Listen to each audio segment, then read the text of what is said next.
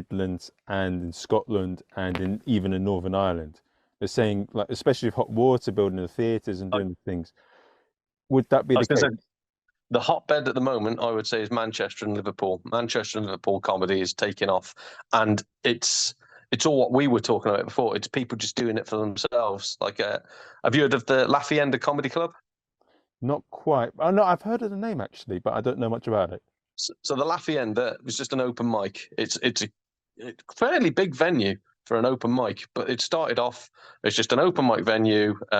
Whatever anybody was willing to pay via a bucket, they'd pass on to the acts. So it was like a really nice vibe there as well. But it was all just friends gigging for friends. The people that hosted, I think there was like 3 people that MC it. It was like a little trio. And they all now have supported each other. You know, they're all their careers are taking off, so they're all supporting each other. And the Lafayette now is an open mic night where pro comedians want to come and try out new material.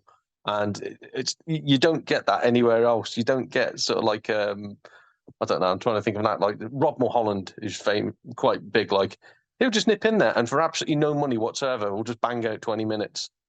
So yeah, man, it's a nice vibe. And again, as you said, Liverpool, Hot Water, what a fantastic club. That's come from gigging in hotel foyers. You know, just putting on tiny little gigs in the middle of nowhere to owning 500-seater theatres and people desperate to gig for you for free just so they can have a video with Hot Water in the bottom corner. I think they've made, like, you know, Paul Smith's career. They've made it really. So, and fair play to him.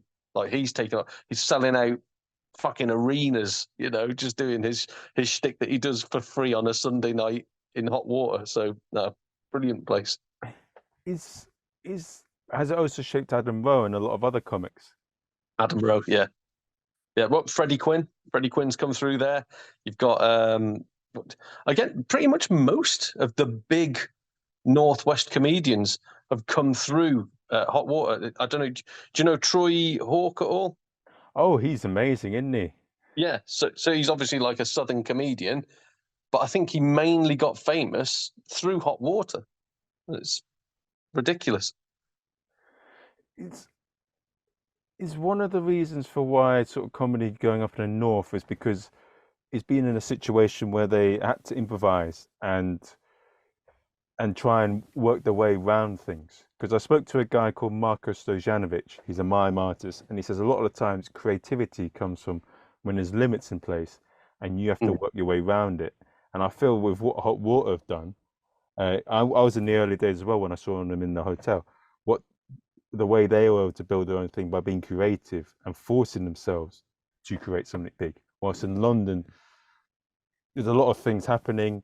Maybe they don't have to work as hard to get audiences or to do things, and so they weren't in a position where they had to adapt or to be creative. Yeah, well, exactly that. Like I said, where I am, there's nothing. It's not that there's no comedy. There is nothing. You either go out for a pint or you stay in. That's your 2 choices.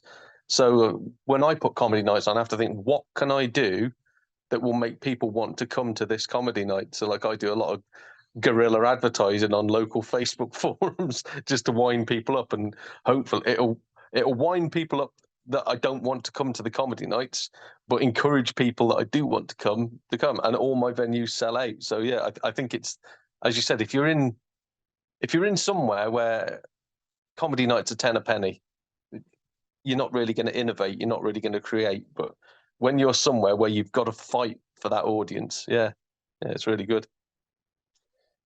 Yeah, it's